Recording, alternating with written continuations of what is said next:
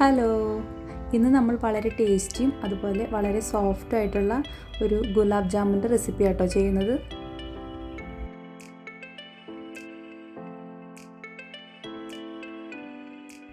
അതിന് വേണ്ടിയിട്ട് നമുക്കൊരു പാത്രം എടുക്കാം. അതിലേക്ക് 2 കപ്പ് പാല് ഒഴിച്ചു കൊടുക്കാം. ഇനി പാല് നമുക്ക് തിളപ്പിക്കാനായിട്ട് വെക്കാം. പാല് തിളയ്ക്കാറാവുമ്പോൾ 1 ടീസ്പൂൺ വിനെഗർ ചേർത്ത് കൊടുക്കാം.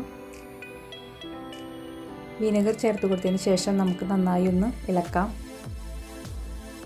നന്നായി ഇളക്കുമ്പോൾ അത് നന്നായി പിരിഞ്ഞു വന്നിട്ടുണ്ടാകും. പിരിഞ്ഞു വന്ന പാല് നമുക്ക് ഒരു പാത്രത്തിലേക്ക് അരിക്കാം.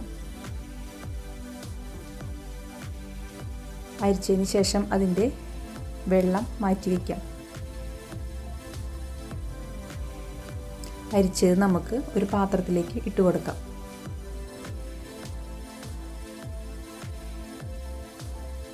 ഇനി നമുക്ക് അതിലേക്ക് കുറച്ച് മിൽക്ക് പൗഡർ ചേർത്ത് കൊടുക്കാം. മിൽക്ക് പൗഡർ ചേർത്ത് കൊടുത്തതിന് ശേഷം നന്നായി ഇളക്കി യോജിപ്പിക്കണം. ഇനി ഇതിലേക്ക് നമുക്ക് 1 കപ്പ് മൈദ ചേർത്ത് കൊടുക്കാം. കുറച്ച് ബേക്കിംഗ് പൗഡർ, ടേസ്റ്റ് ഒന്ന് ബാലൻസ് ആവാൻ 1 നുള്ളുപ്പ്, 1 ടീസ്പൂൺ നെയ്യ്, ഇവയെല്ലാം ചേർത്ത് കൊടുത്ത് നന്നായി മിക്സ് ചെയ്യാം. ഈ മിക്സ് ചെയ്ത് വെച്ചതിലേക്ക് കുറേശ്ശെ പാലൊഴിച്ച് നല്ല മയത്തിൽ നമുക്ക് കുഴച്ചെടുക്കാം.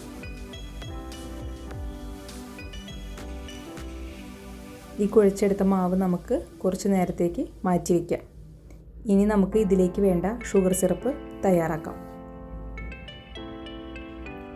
അതിനു വേണ്ടിയിട്ട് ഒരു പാൻ വെച്ച് അതിലേക്ക് പഞ്ചസാരയും വെള്ളവും ചേർത്ത് കൊടുക്കാം. അത് തിളയ്ക്കുമ്പോൾ അതിലേക്ക് 2-3 ഏലക്കായ കൂടി ചതച്ചതിടാം. ഷുഗർ സിറപ്പ് തയ്യാറാക്കി കഴിഞ്ഞാൽ നമുക്കത് മാറ്റി വയ്ക്കാം. അതിനുശേഷം നമ്മുടെ മാവ് ചെറിയ ചെറിയ ഉരുളകളാക്കി എടുക്കാം. ഇനി നമുക്ക് ഇത് ഫ്രൈ ചെയ്തെടുക്കാം. പാൻ വെച്ച് അതിലേക്ക് ഓയിൽ ഒഴിച്ച് നമ്മുടെ ചെറിയ ചെറിയ ബോൾസുകൾ അതിലേക്കിട്ട് നല്ല ബ്രൗൺ നിറമാവണ വരെ ഫ്രൈ ചെയ്തെടുക്കാം. ഫ്രൈ ആവുമ്പോൾ നമുക്കത് കോരിയെടുത്ത് നമ്മൾ നേരത്തെ തയ്യാറാക്കി വെച്ച ഷുഗർ സിറപ്പിലേക്ക് ഇട്ട് കൊടുക്കാം.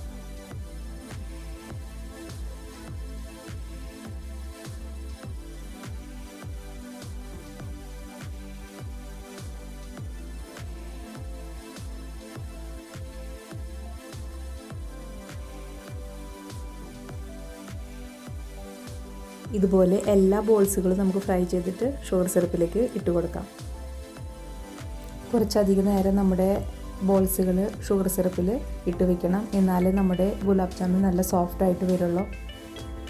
അങ്ങനെ നമ്മുടെ സോഫ്റ്റും വളരെ ടേസ്റ്റി ആയിട്ടുള്ള ഗുലാബ് ജാമുൻ തയ്യാറായിട്ടുണ്ട്. എല്ലാവരും ഒന്ന് ട്രൈ ചെയ്ത് നോക്കണേ.